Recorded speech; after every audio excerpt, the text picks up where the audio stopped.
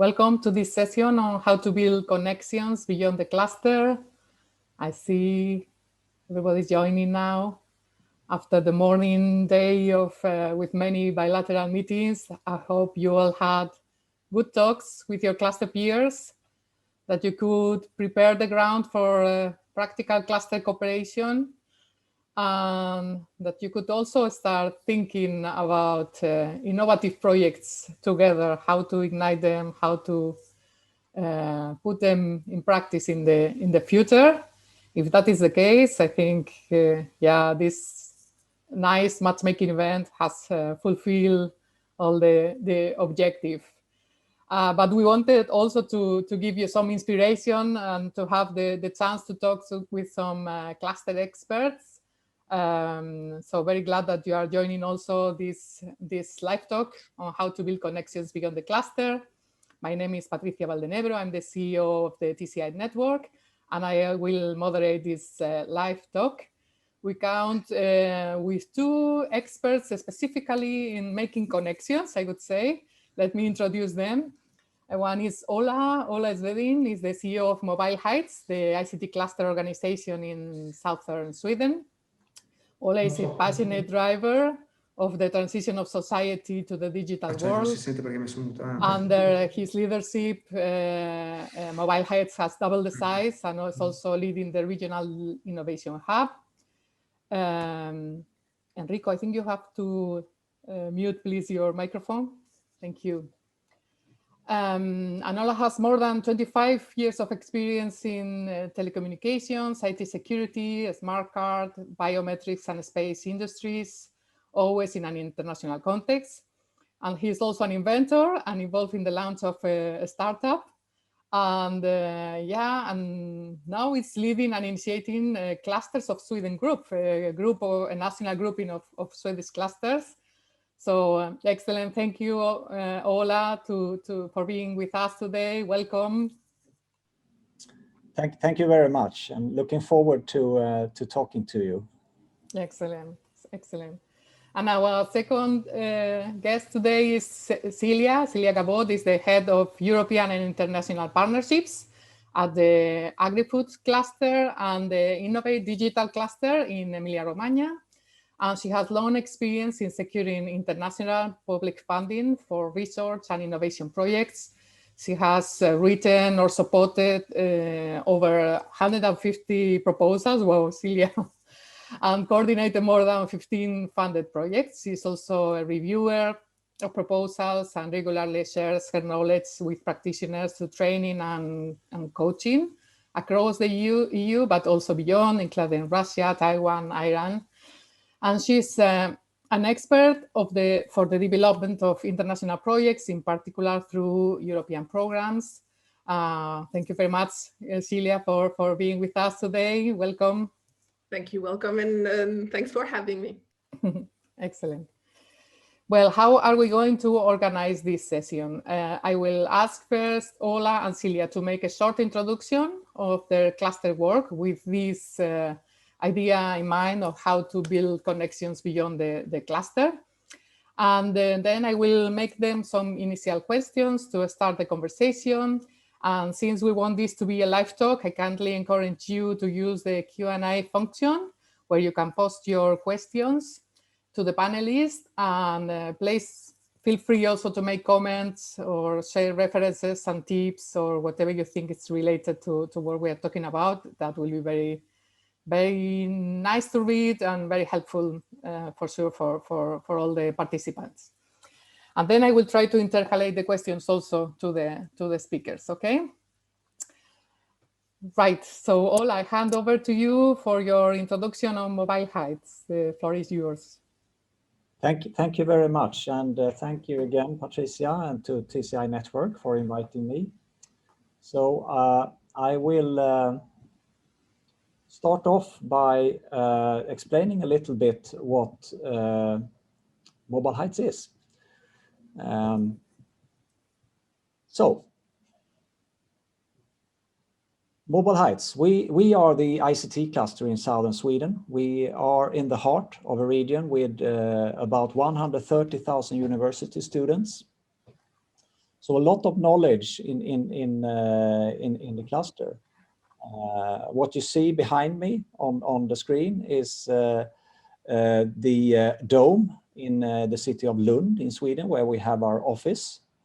It's right across Copenhagen. This actually used to be Danish territory, but it's Swedish since the peace treaty in 1658, in fact. What is Mobile Heights then? We are organizing the ICT cluster in southern Sweden. And our technical capabilities are primarily in the area of telecommunications and embedded systems, Internet of Things. So you can see here listed on the screen here, we actually have the inventor of Bluetooth. He is from our region, Skåne. And we have a very strong cluster of radio communication companies in the area. And it all started, in fact, with more or less with Ericsson, the telecom company, deciding to put a large R&D site in the area. That was in the beginning of the 80s. So what we have today is a knowledge cluster with not only radio communications, but also we are strong in image processing, in AI methods, machine learning.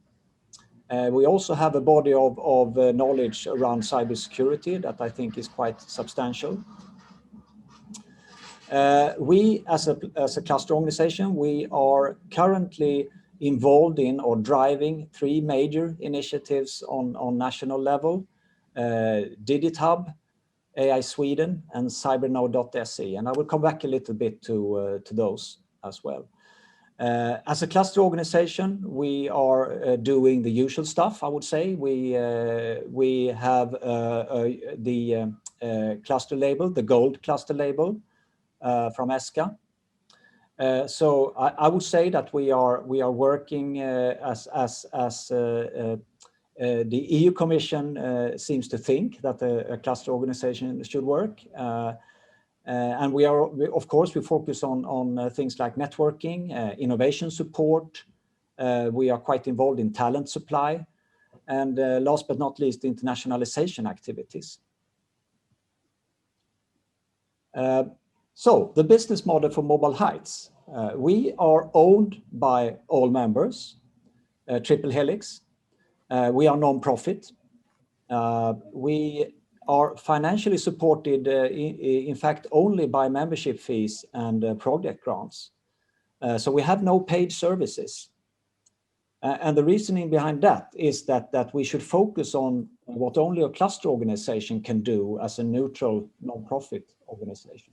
That is the thinking behind that. The strategy that we have, it's hard to pin down really what all the strategies that we work after, but I would say that these are the most prominent ones. First of all, we have to hire the best people and make sure that they can do their jobs and that they have fun. That is my drive in this, actually, what I try to accomplish as a leader of Mobile Heights. And then we are very, mindful of the fact that we should be a neutral catalyst. We should not take sides between members. We should work with all members in an inclusive way and be as neutral as possible. We have a strong focus on business results to actually achieve things with our members, and not only talking about innovation, but actually doing things that they benefit from. That might sound quite natural. That's what we should do, but it's one thing to have that as a strategy and actually doing it. And to aid that, we work quite systematically with our members, and we have, I would say, a quite efficient administration engine to do that. For instance, we have a very efficient CRM system to support our work with the member pool. We have a strong project pipeline. We have currently, I think 14 projects running, and we are building that pipeline all the time. And we are also, we have quite defined strategies when building that project pipeline, what we get involved in. And today we are going to talk about connections outside the cluster. So I will focus a little bit on that as well, what we do in this area. We do that systematically as well. And the strategy has been to start building the regional innovation system. That is the first thing that we did. So actually, when we kind of restarted Mobile Heights operations 6 years ago, that was the first thing we did, to really look at the regional level and make sure that we work with the regional innovation system. And also that we tie into the smart specialization strategy in the region. Very important to have a very close connection to the regional S3 strategy. And then as a next step, we kind of took the lead in building the national cluster system in Sweden, because we realized that in order to reach out, we also need to have a strong system within Sweden as a country. And we have taken steps in doing that. As Patricia, you mentioned, we are actually one of the founders of the Swedish, the National Cluster Organization. And as a third step, what we are doing right now, I would say, and what we are accelerating right now is the European interaction. So increasing our European connections and making sure that our members benefit from European connections as well. So far, we don't do a lot outside Europe. That will be probably the fourth step number 4, that you will see on the slide next year when I visit you, perhaps. But to be honest, we are quite focused on Europe as it is today. So just to give you a quick look at what we're doing on regional level. So on regional level, as mentioned, we have taken the lead of the Digital Innovation Hub. It's called Digit Hub Sweden. Of course, we hope to make it a EDI or European Digital Innovation Hub in the next months. But so far, we are working on regional level with the hub. We have also taken the initiative to start this close collaboration that I talked about on regional level. So we have a collaboration called Clusters of Skåne. Skåne is our region, so Clusters of Skåne. We work with the other cluster organizations very closely. And the third point I put here, driving the regional S3 strategy for tech. So we are more or less, we have the official task to drive the development of the tech sector in our region. And that is the strategy, the innovation strategy for the region that we tap into there. On a national level, as mentioned, we are a founding member of Clusters of Sweden, the National Cluster Organization. So we are actually building that organization as we speak. And you will hopefully hear more from us in the near future about that. clustersofsweden.com is the web address for that. We are also the regional driver of the National Applied AI program called AI Sweden. So we have a responsibility to drive that in the south of Sweden. And when it comes to cybersecurity, we are representing our cluster in the National Cybersecurity Center called cybernode.se. I will conclude and to talk a little bit about the international system connections that we have built up. We are a member of Silicon Europe Alliance. That is an alliance for IT, hardware and software cluster organizations within Europe. So we are a quite active member there, and we entered as member early this year, and our members already see a great benefit from us being a member of this alliance.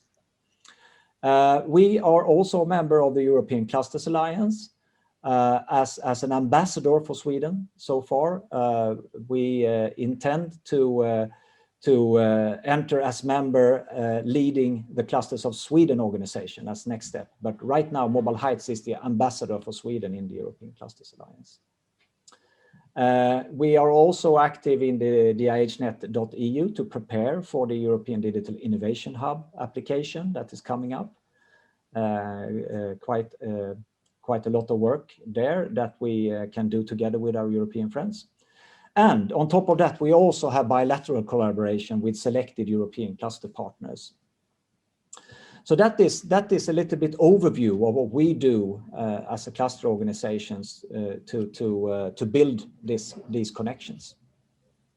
So with that, I hand back to Patricia. Thank you. Tack, Ola. Thank you very much. This was a great introduction. Now we have a clear idea of what you do, and also congratulations, because you are achieving a lot. Let's go to Emilia-Romagna and to Célia. Célia, if you want to share your presentation and give us this introduction to your work at the Agrifood and the digital clusters. Yeah. Sure, Patricia, thank you. And word of warning, my presentation will not be as sleek as Ola's. It's a bit more traditional in its setting, but I hope as inspiring. So yes, I'm Célia Gavaud, and I work for a couple of clusters actually in the Emilia-Romagna region. So I work for the Agrifood cluster and the Innovate digital cluster. You've said already a few things about myself, Patricia, so I'm not going to go back to there, but just perhaps insist that I have spent a lot of time outside of my original country, France, and spent about 6 years in the UK and then 4 in Germany and around about 9 years now in Italy, which has given me this, I think, this kind of natural propension to connect and work in networking. So I joined the forces with Agrifood in 2018 when the clusters in Emilia-Romagna were actually launched. They are quite young, as you can see. The clusters are just over 3 years old. And I joined forces immediately with Agrifood. So we started immediately collaborating, the manager, Marco Foschini, and myself. And from that experience, of course, I'll come back to that, but I collaborated a lot with the other clusters that were created at the same time. I'll come back to that in a second. And since January this year, I've started collaborating with another one of the Emilia-Romagna's clusters, the digital cluster, Innovate.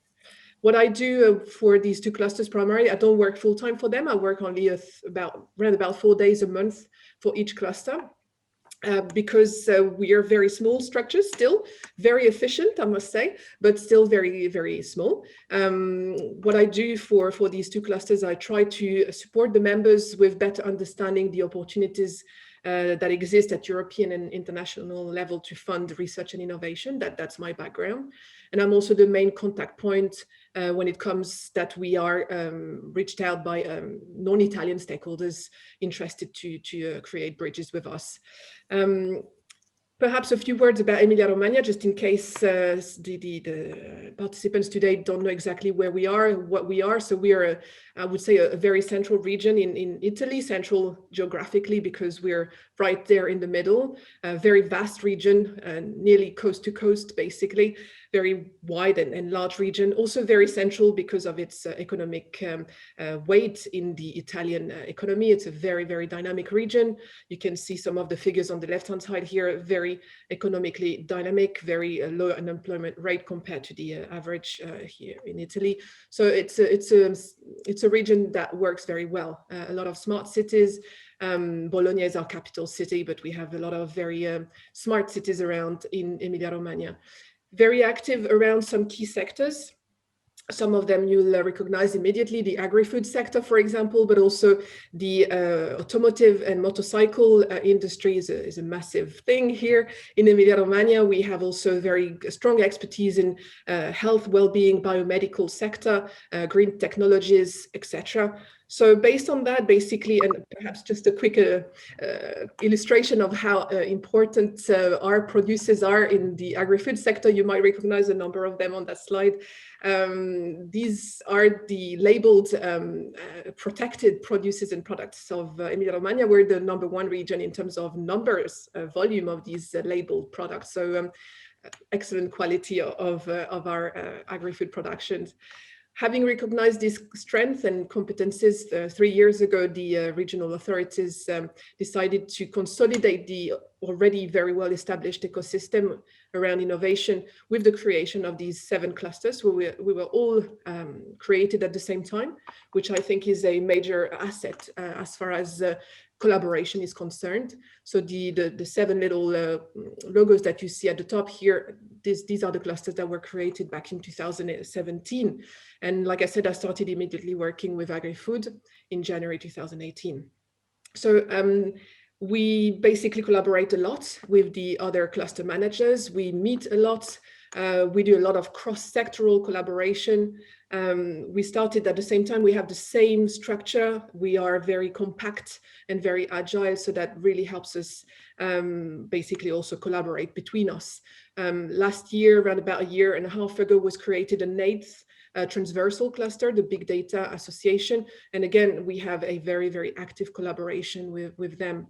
So this new layer of entities focusing specifically on research and innovation were wanted by the regional authorities to consolidate this focus around open innovation. So it's important to understand that we only, the clusters, we only focus on research and innovation. We don't do trade, export, import support, for example, like many other clusters do. We have been set up to support the R&I development specifically. So yeah, we do a lot of work with the existing ecosystem. So the Emilia-Romagna innovation ecosystem has been long established. It's very solid and very efficient. There's a number of obviously research labs, innovation centers, technopoles, large research infrastructures, international agencies and universities that we collaborate with on a daily basis. We do a lot of this cross-cluster collaboration. I see this opportunity to do a bit of a promotion for this event coming on the 17th this week on precision agriculture. It will be in Italian, but I think it's a great example of this collaboration between the various clusters, Agrifood, Innovate, and mechatronics in this specific case. So we do a lot of that to make sure that we can multiply the opportunities for our members. But we are, of course, like Ola said, for his own cluster, we are an instrument of policy making, definitely.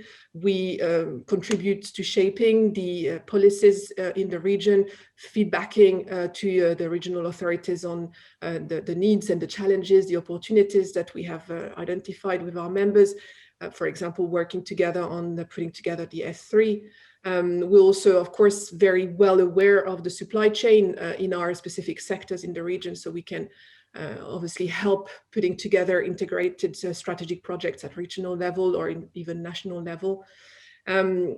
Giving the visibility at European level is primarily my job. So making sure that our members are seen outside of the national borders and are visible with key actors in the rest of Europe and the rest of the world. We're also very active in terms of the skills strategy and the skills development in the region to make sure that the skills that are developed within the higher education institutions or the technical education institution are in line with whatever the sector actually needs. So we do a lot of work around this. So triple helix for sure, perhaps even quadruple helix. We're trying to do a lot more with consumers and citizens and reaching out to the population. That's something that we're trying to do more and more. For sure. In terms of our business model, very similar to what Ola presented. So membership fees of our members for sure, projects, European projects, but we still have some public funding as well for the moment because we're still very, very young. So we continue having a bit of public funding, but we are supposed to become self-sustainable, of course, very soon. And I think we are on the right track to do that. So how do we work within each of the clusters? So of course, we need to kind of balance these two expectations, the expectations from the members, so from very different types of members, universities, RTOs, small companies, larger companies, associations, training bodies, very different to within themselves, but also we have to manage the expectation of the entire regional ecosystem, of the regional authorities. So we're in between, and we're trying to balance that. What we have found as a really great set of instruments is to work around what we call the value chains and the focus groups. So the value chains are horizontal kind of working groups around key challenges in a sector. So I'll give you an example. In the agri-food, we have 4 value chains, one in precision and sustainable farming, for example, another one in valorizing the byproducts and wastes of the agri-food production. So these are horizontal, and they cut across with some more kind of vertical sectoral groups working, for example, on tomatoes or cereals in the agri-food. So we try to have these long-term value chain kind of work being done with these groups, and more punctual sectoral groups working for a few weeks, a few months, perhaps a year on a specific sectoral topic, tomato, and perhaps it will last for a certain number of months, and then they will give some recommendations and report back to the authorities with a number of action points. So that's a really key elements of our strategy within the various clusters. We all work around value chains and focus groups. We also do other things, so very similar to what Ola mentioned about the Swedish Cluster Association. Each thematic cluster, so in the case of agri-food, we're the founding member of the Italian Cluster Association for Agri-Food, the CLAN, a very active member as well. We belong to a number of S3 platforms at European level, very strategic for us. For example, the Innovate cluster is a member of the wireless 5G platform, but for the agri-food, we're also very active in nutritional ingredients, traceability and big data, many others, consumer relations, the new food packaging S3 platforms. So we try to be, even though we're so small and we don't have a lot of resources, I have forgotten to say we rely a lot on volunteers from our members to lead these value chains, these focus groups, this participation in the S3 platforms. We've been very lucky so far that our members have, most of the time, jumped at the occasion to represent the group and take part in these things, because otherwise we would very much struggle. Still, we have so much on our plate. We also participate to projects ourselves as clusters. So for example, the COSME projects or InnoSups, when there is a clear benefit for our members. So this is the real kind of point that will make us decide whether or not to get involved. It needs to have some sort of direct benefits for our members. And we have our own international events. For example, again, I'm doing my own a little bit of adverts, but this is for the agri-food. We have this big international event coming up at the end of the month. And that's the kind of things that help us go beyond the cluster internationally. We have 22 countries registered. This is fantastic. We've got Brazil, Chile. We can really kind of open up towards the rest of the world. So yeah, in a nutshell, that's us. I'm sure I forgot a few things, but okay, we've got time to get to know each other. Absolutely. Thank you, Célia. And we will go through it now in the questions, and I'm sure the participants will also have more questions. Thank you very much. This was really an immersion in your cluster work.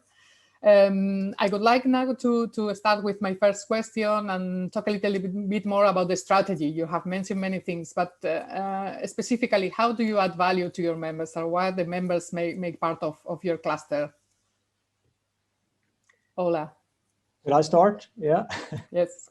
Yes. So I think, Célia, you said we have a lot on our plate, and that is for me the strategic battle that we have to fight each day, because there are so many things we want to do for our members, but we have to choose. And for me, it's I can put it down to one simple thing: you have to do the work. You have to do the work with the members. And then they have very diverse needs. Small members perhaps need help with practical things like some connections or some tips on how to find a supplier or whatever. And the large members, of course, they want to get in touch with policymakers. Perhaps they want to get in touch with large companies that they cannot reach otherwise. So it's very diverse, but for us it's the big and small. But we have to be very systematic in what we do, and really try not to drop any balls with the members. and also to be very clear with what we can help out with and what we cannot do. That is also very important, because we will blow up if as an organization if we try to make everybody super happy all the time. We have to put some, draw some lines in the sand as well and say, this unfortunately we cannot help you with this. That is also a part of it. Célia, how about you? How do you see you add value to the cluster members?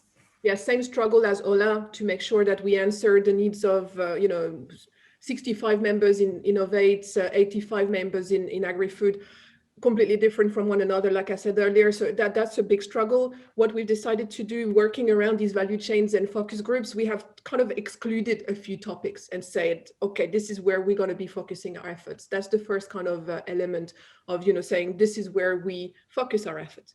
Then in terms of to concretely what we can do for them, the same as Ola, we don't have any paid services at this point. This is not on our business model, on our agenda. So we have clear kind of mandate in terms of being a connector, being a broker. There are things we can do, there are things we can't do. For example, if a member wants support for writing a proposal, of course, we don't have that sort of support. At the moment, we haven't got yet a way to redirect them perhaps to some specific providers, but they know there are things we cannot support them with. And also because we're specifically focusing on research and innovation, all the other aspects later down the TRL scale, we don't do, and we leave it to other actors in the region. So at the end of the day, I think so far it's been quite, it's been relatively easy to say to members, look, this is what we can do together. But you have to, it works both ways. So they give a lot and we give a lot. I think it really is a collaboration. So the more active members will get more from us in terms of, kind of reward, just because they get involved and they are dynamically involved with the clusters. Yeah. Can I also say, I mean, when it comes to working with the members, I always try to think, what if I were in their shoes? What would I think if I was approached by a cluster organization, or if I worked with a cluster organization, if I was in this company or in this municipality? That, I think, is a very important thing to carry with you all the time. And if you have the possibility, hire a team that has a background from all of the triple helix or quadruple helix, or whatever you want to define it like. So in my team, I'm lucky to have people with industry experience, but also from public administration, and from working within the EU Commission bodies, for instance. So for me, that diversity in the team is part of the answer on how to give the members value. On that note, we don't have yet the luxury of a team, but we have this extended kind of virtual team with the other managers of the clusters, with the regional authorities, with our regional development agency. So we can count on that similar kind of access to competences. And I think what works really well as well, we have a board of directors, if you wish, it's not exactly called this way, but and they're all from members of the clusters. And again, that helps us a lot in terms of choosing the focus areas. That comes from the members. And we have the General Assembly. So do we try to collect all of the needs, and then we will decide with the region, but also with the board in terms of, okay, where do we want to put our focus? So there's a lot of this dialogue going on, which I think is essential to get the value out. Thank you. The general theme for today is rebooting growth. We are, in this very wired and special context where we all want to move forward and build forward better.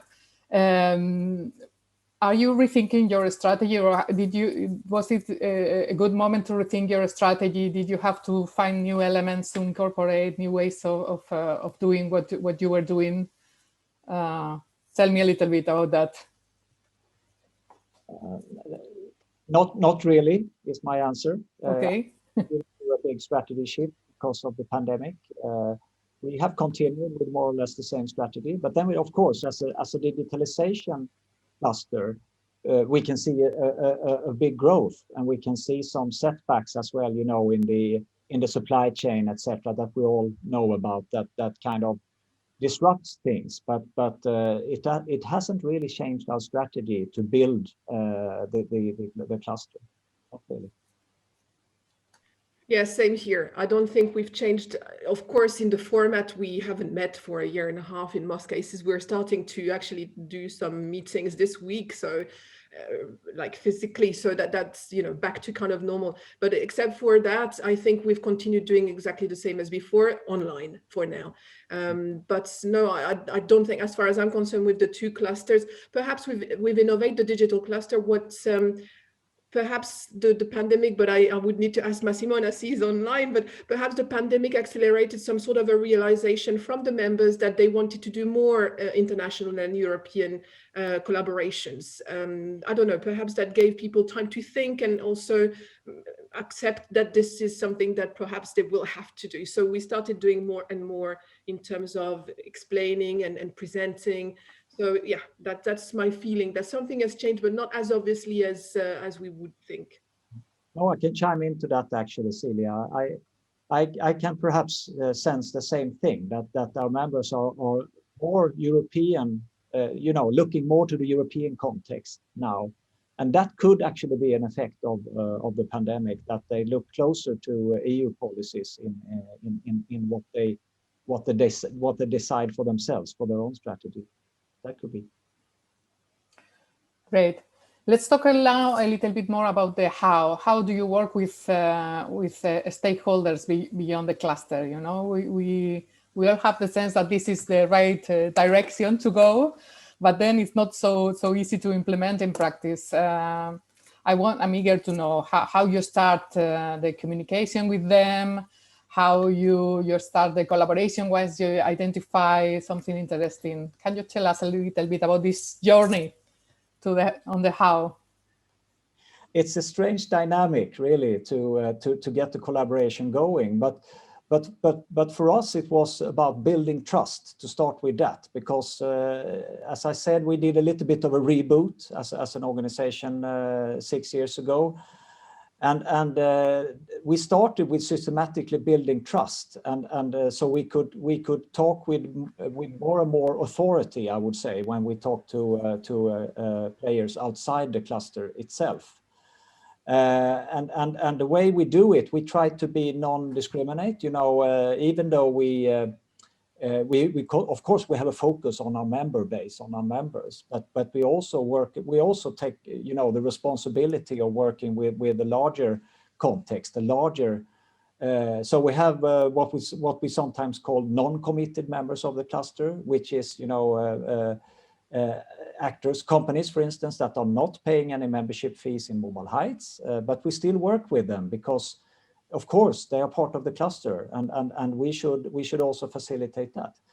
And the way we do that is I think we have a quite humble approach. We go into the discussions with the mindset: what can we help you with? What can we help out with? And what can we do that other players cannot do? I think that is the key. That we present ourselves as a non-threat, but that doesn't mean that we don't come with ideas or we take initiatives. We do that, but we try to do it in a way so we are not perceived as a threat to the other companies or for that matter other innovation organizations either. So we have a very collaborative approach, I would say. We try to have very, you know, close contact with the rest of the ecosystem, the innovation ecosystem. Yeah, same here. I mentioned about these value chains and focus groups that we use a lot to concentrate our efforts. A lot of the events that we organize are open to non-members, for example. So we're very happy to have any organizations from the region or outside of the region to actually join these events, to see what we're doing and to add value to these events.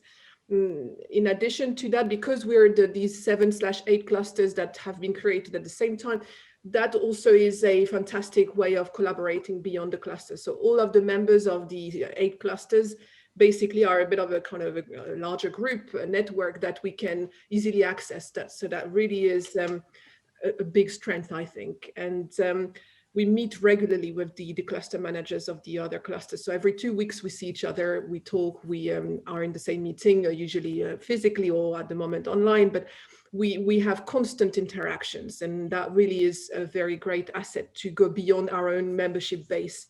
And of course, as far as I'm concerned, in terms of international collaboration, my role is really to open up opportunities for collaboration, primarily for research and innovation. So it's actually a great place to be, to enable these collaborations within research and innovation opportunities. So put in touch experts, in fields that need one another.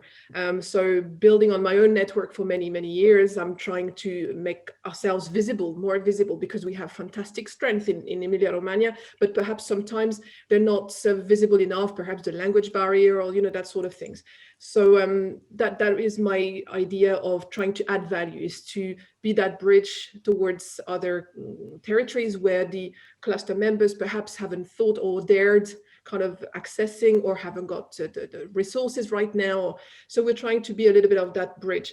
But again, the limitation to resources could become quite quickly a bit of a break. So we're trying to compensate that by this close collaboration between the 7-8 clusters, to compensate on the small amount of resources available. I really recognize what you're saying there, Célia, about collaborating with the regional clusters as well. We have 8 cluster organizations in our region, and we're lucky enough to have a regional government that has a cluster development program in place. So they have actually earmarked funds for us to work together, kind of forcing us to work together, and that has generated a lot of value, I think, for our members. And the international connections, again, I think we have to recognize that as cluster organizations, we sit on a gold mine of information that can help our companies. So, for instance, SMEs. I've done several times, the connection between an expert company in our cluster here with a cluster in another part of Europe. But that is only possible with the information, the detailed information we have about our members, to identify a specific expertise and matching that with the corresponding expertise. You can do that with matchmaking events and all of those big things. You can do that, of course. But I also think we need to do that on a daily basis. We need to do that every day, more or less. And that is how we really, really help our companies, I think, with international connections. Well, the matchmaking event is definitely going to make me contact you again, Ola, because I think we could do some very good collaborations. I'm convinced about that. So we should talk about that. Good. But it's true that it's a very sensitive thing, and it's a curated process that you do for your members with this very specific needs that you tackle and you identify, and you see how to matchmake with other stakeholders. I kindly encourage you to post the questions for the speakers. We are in the last part of the conversation, and now I will bring some of the pending questions in the morning that we had in another live talk, and I think it are relevant for this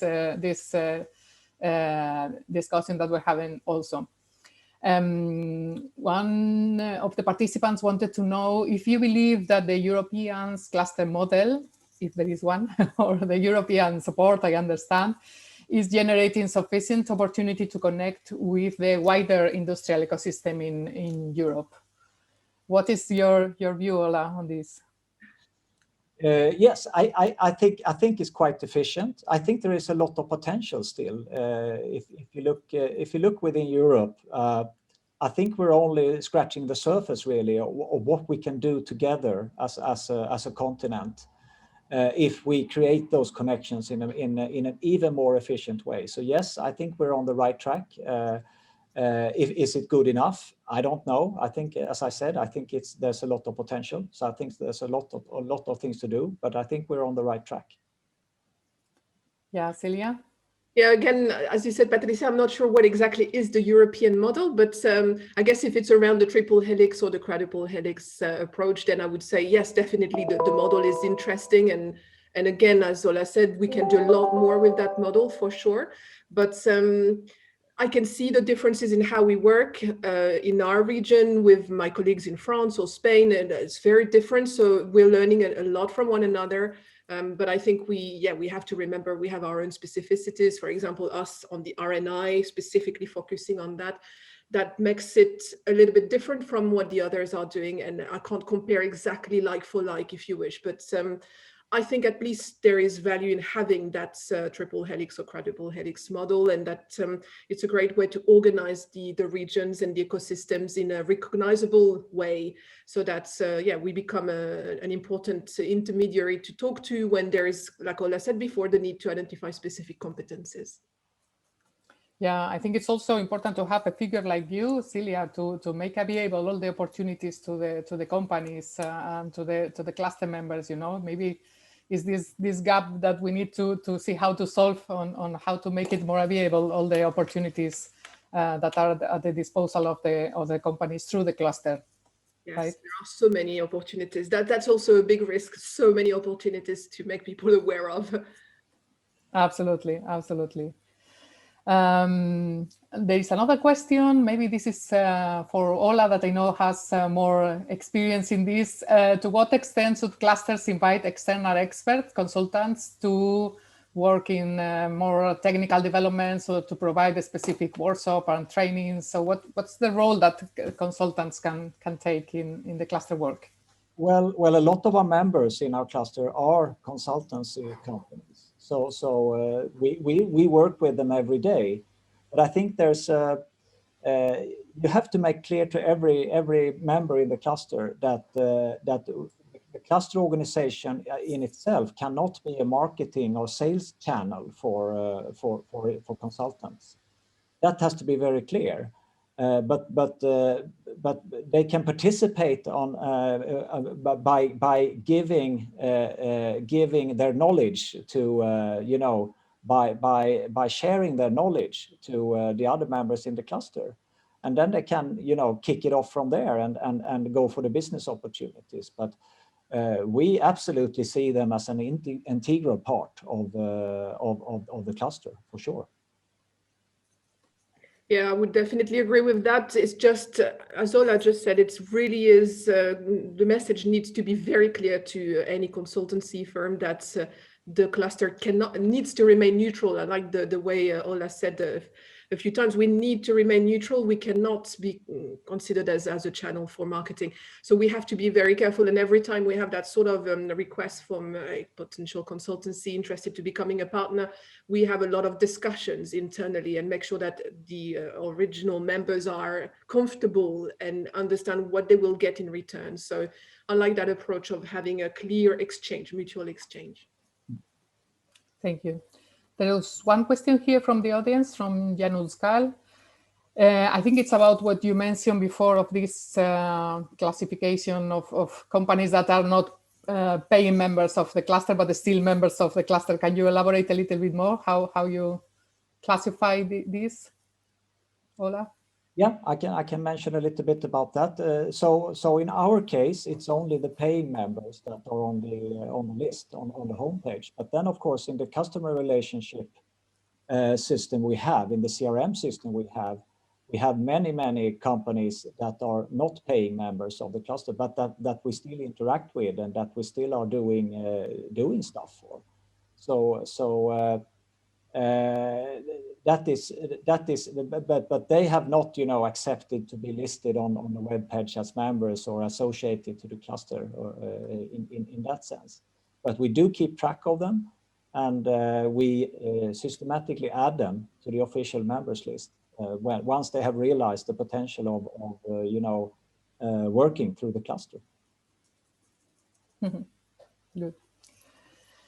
I'm going to talk now about international connections. I know you still have that like an area of development, maybe. And what are your plans for the future? How do you think this will evolve?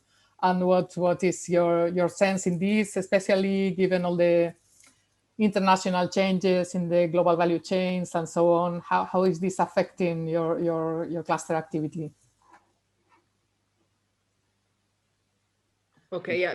I don't know, Ola, go ahead, please. Oh, no, please start, Célia. Please start. I'll take the example of Innovate, who came, so the digital cluster in Emilia-Romagna, who came a bit later than, for example, Agrifood to the international kind of connection. So we started this year. And to be honest, we discussed a lot about, okay, what should we do first? And we decided to have a bit of a questionnaire going in to all of the members to try and collect information about, okay, what are the markets that you're specifically interested in? Not so that we can help you in the market, but we can help you build your relationship for research and innovation projects with these markets so that at some point they can become customers or clients. So we asked a lot of questions about what are they currently doing, what they would like to do. And that was really interesting. So we got a lot of very good information, very useful information. And then we decided to give a bit of a ranking, a priority based on how often we had that request or that need. And we tried to build our strategy. We're in the process of building our strategy following that feedback that we got. We also created a working group around the internationalization topic. And the most active members joined that working group. And we have seen each other already 4 times since January. So we tried to get that dynamic going so that it's not driven by us, but by the members. So that really is important to us. The strategy in itself, the written document, is not such an important thing because it will change very regularly. And we don't want that thing to kind of be a heavy weight on our shoulders and then it's not making sense anymore. So we're trying to make it a very agile document that can be changed very easily, but that gives a bit of a direction to what we're trying to do and what we can support our members with. So the idea for internationalization for Innovate is really to try and do that, understand what the members want and need and give towards that without committing or promising too much that we cannot then deliver, and over promising it is a big worry. So yeah, Horizon Europe starting this year, that's a big focus. Of course, Dubai is a big focus. So we've chosen the 2 or 3 areas where we're going to put more emphasis. Sorry, just to clarify, because I mentioned international connections, I wanted to say more global connections outside Europe, but sure. you got it right. Yeah. Ola, please. So we did the same thing. We asked our members, what are your most important markets for not only for export but also for collaboration. And the answers we got was that most of them were actually in Europe, and then we got a couple of requests also for outside Europe. Mostly the Americas that they were interested in us to connect with. But we took an active decision to start with, as I explained before, to start with building the European connections. And we will take the step to outside Europe as well, the global connections. But I think we are still of the size that we need to, we need to put our resources, we need to focus our resources, not to spread too thinly across all the activities. So I think we're ready to take that step in 1 or 2 years' time. But right now, very little outside Europe. Thanks. There's another question here from Marianne de Kramer. How do you draw the line between the discovery of new markets for the members and the internationalization of the innovation? And then she explains a little bit more. Do you support them just in their export or also in the EU proposal writing? And if yes, what is the business model for this? And if that's a part of your service package, or how far you help them? Thank you, Ariane. So a quick answer from my side, we don't do export-import support. That's another agency in the region, so that's outside of our remit. And the proposal writing, as I mentioned it earlier, we don't have the resources. We can perhaps recommend the routes to find the right competencies, but okay, that's outside of what we would normally provide. Yeah, and when it comes to export, same thing here. We don't really do that. We help them connect, but we don't assist them with export activities. When it comes to projects, proposals, yes, we do that. We have resources to do that to some extent. And it's always a balance, of course. We don't do that as a one-off service. A member comes to us and say, "Hey, can you help us write this proposal?" If they do that, we shoot back. Okay, that's possible, but we have to form a consortium with several members of the cluster, and then we can justify taking the membership fees, because that is actually the financial transaction. We take the membership fees and we invest them in an activity that might pay off in project grants later on. And to justify that, taking from that collective pool of money and investing it in a proposal, we have to have several members involved in the proposal. Or it could also be something that is very strategically important down the line for the cluster. That might also be the case. But in most cases, we need many members. Excellent. Thank you very much. We went through many interesting things. As a very brief recap, I would like to highlight the strategic choices that always a cluster has to do. The strategy is first. Once that is clear, then the individual decisions are easier to be taken, and it's easier to be on the right path. Also to build the right connections beyond the clusters, to be ready to foster them and to bring value to the members through these connections. That is important. And congratulations for the great work. Thank you very much for being with us, to the two of you, Ola and Célia. Thank you to all the participants at this matchmaking event. We still have ahead another lineup of individual meetings, bilateral meetings. I wish you all fruitful conversations and that we start very good collaborations for the future. I want to thank Arter for the great organization of this event, for joining forces with TCI Network. It has been great to collaborate in this. To the European Enterprise Network for providing this great matchmaking platform. I think it's very, very easy to use.